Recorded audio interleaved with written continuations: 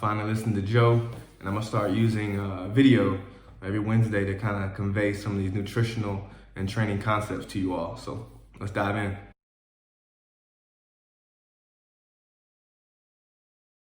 Here at LATT, the focus during the months of September, October, and November is always on consistency.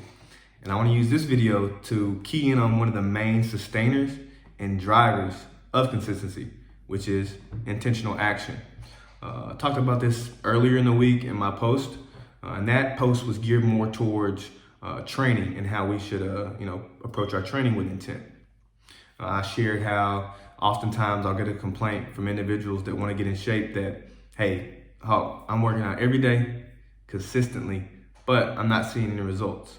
And my question or follow up to that is, all right, so are you doing the work or are you getting the work done? When I'm asking that question, I'm trying to see if there's any intent. Is there any purposeful action toward whatever fitness goal they have? My reason for this is there's a huge difference between going to the gym and exercising and going to the gym to train.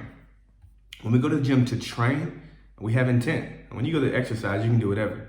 But when you're training, you have a specific goal. You understand what workouts you need to do each day and how those workouts lead to the goal. Now, in that last video, as I said, we talked more on training with intent.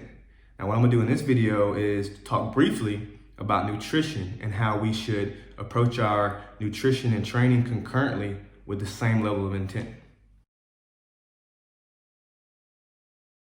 So when it comes to nutrition, we have to approach it with the same mindset that we approach our training with, which is an intentional one. In my last post, I talked about some of the barriers to training with intent, which were undefined goals coupled with a poor understanding of what you need in order to get to that goal. When it comes to nutrition, we encounter those same barriers. Now that we know the barriers, let's talk about some of the goals that we can utilize nutrition to work towards, which are fat loss, muscle gain, improved physical performance, or maintenance. You're just trying to maintain what you have. What's important is determining which one of these goals you want to work towards most. For instance, although you could pursue fat loss and muscle gain simultaneously, as with anything else in life, it's a lot more difficult to do two things at once than it is to focus on one thing at a time. Take it from me. You have to establish your number one. Consider this. Let's for a second step outside of the category of physical wellness and into another quadrant within the LATT wellness spectrum, specifically occupational wellness. I'll be your subject. I'm an NCO in the military, pursuing a master's, while at the same time running an online business.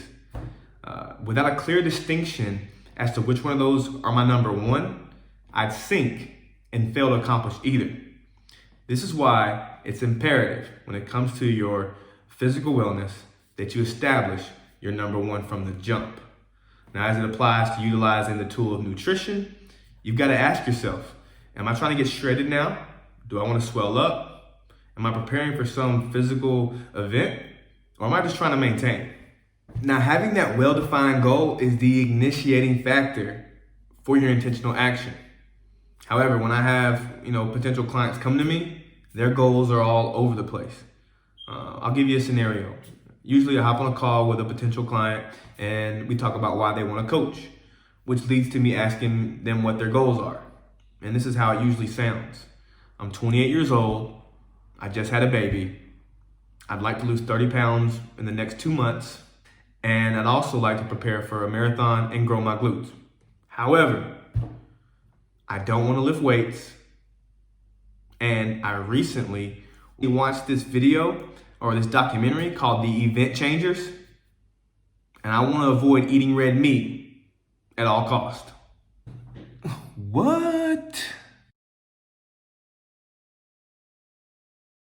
As you can see, this individual lacks a clear understanding as to what their goals are and don't really know how to get to either of the goals listed. First things first, we have to determine which goal matters most.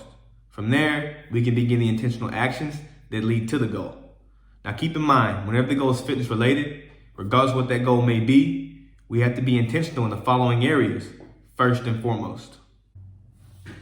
Now referring back to the scenario that I gave earlier, let's say that after a bit of digging, the client decides losing 30 pounds is the goal that they're interested in achieving first. Now that the goal is well defined, we can better understand how to arrive at that goal. First, does she want to lose the fat quickly or slowly? Now she must understand that losing weight quickly increases the potential for even quicker fat regain and has a greater likelihood for failure.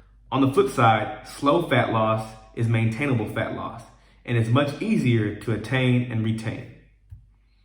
Intentional act number 1, establish a baseline. Now losing 30 pounds of fat will require the individual to burn more calories daily than they are consuming. So how do we approach this goal with intent? First, the client would spend 2 weeks tracking their caloric intake by using the LATT hand guide or the food scale tracking method. In addition to tracking their food or caloric intake, the individual would also track their daily activity. Intentional act number 2, establish consistency. Now that the client has established a baseline for activity and caloric intake, the client would then spend another 2 weeks or so consistently eating and training at that established baseline. The client may find that although they're eating at that baseline caloric intake, they're still struggling to have enough energy to repeat that baseline volume of activity. This would call for the individual to increase their caloric total slightly while paying attention to their body weight and being sure that there isn't a significant increase. Now we won't dive too far into the nuances of macro tracking because this video would end up being way longer than intended. Intentional act number 3, begin slowly increasing daily activity. The client should be intentional about increasing the overall amount of daily activity they perform each day.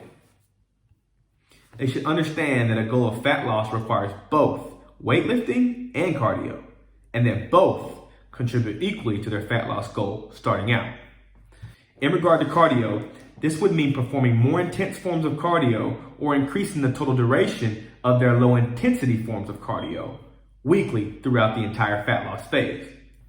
In regard to weightlifting, this would mean that the individual performs more each week or increases the amount of weight used when performing each lift.